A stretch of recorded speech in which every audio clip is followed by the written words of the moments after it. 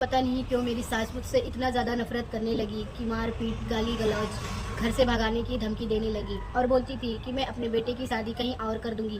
तेरी माँ ने दहेज नहीं दिया है, तू यहाँ से चली जा। लेकिन मेरी सासू माँ दहेज के कारण हम दोनों के बीच में लड़ाई झगड़ा करा देती है और हम दोनों को अलग करा देती है। पर आ जाते हैं और दोनों ने मिलकर मुझे जान से मार देते हैं।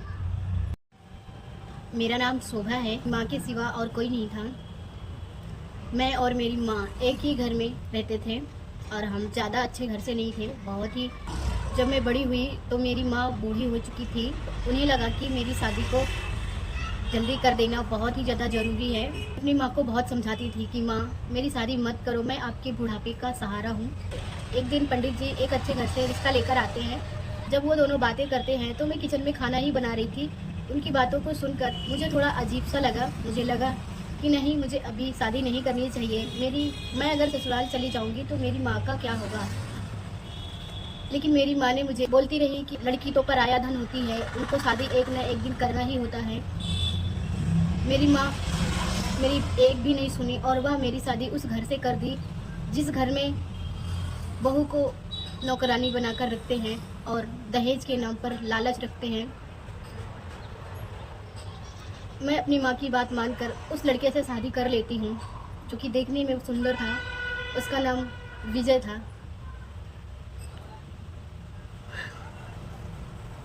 शादी के बाद मैं अपने ससुराल में जाती हूँ।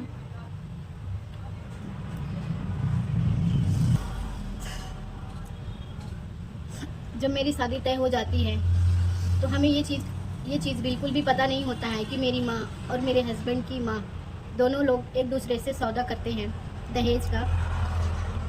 5 लाख रुपए लेने के लिए बोलते हैं। ये बात ना मुझे पता होती है ना ही तो मेरे पति को।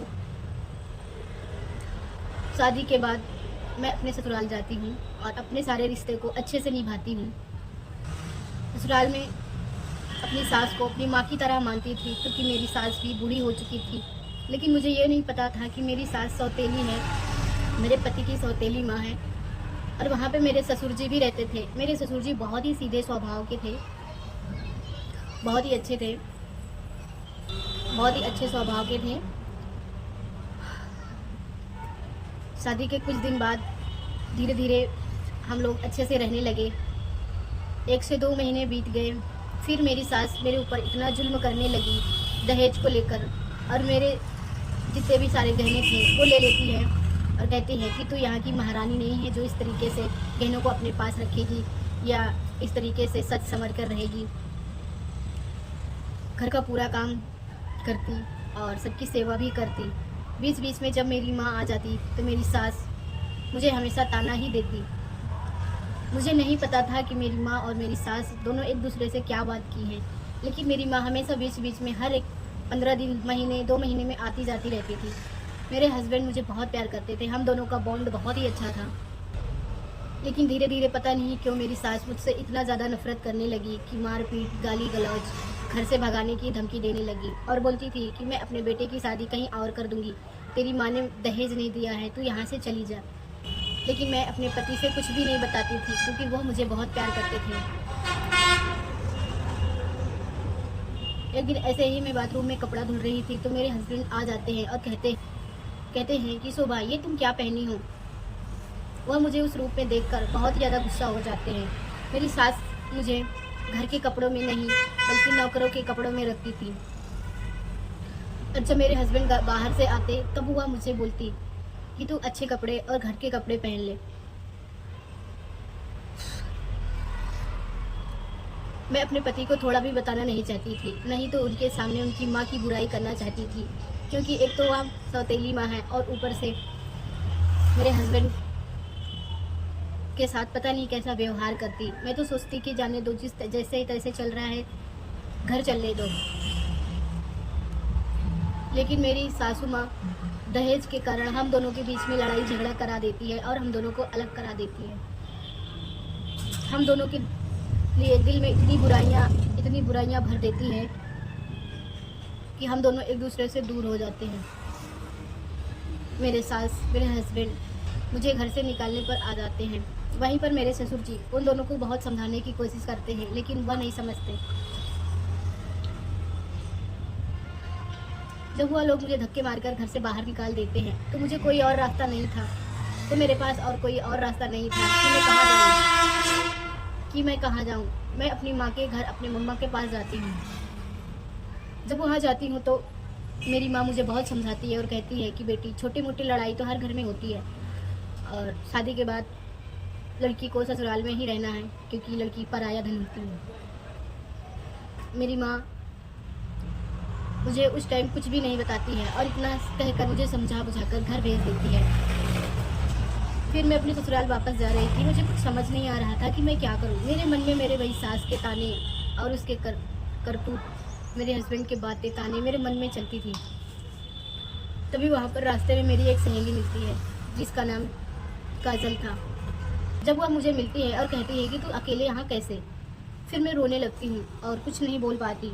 तभी वह कहती है, तेरी हालत देखकर मुझे कुछ समझ नहीं आ रहा है कि तू यहाँ पर अकेले कैसे और कहाँ जा रही है। तभी मैं बहुत तेज से रोने लगती हूँ और कहती हूँ कि मेरा सब कुछ बर्बाद हो गया, मुझे कुछ समझ नहीं आ रहा है कि मैं कहाँ जाऊँ और क्या करूँ।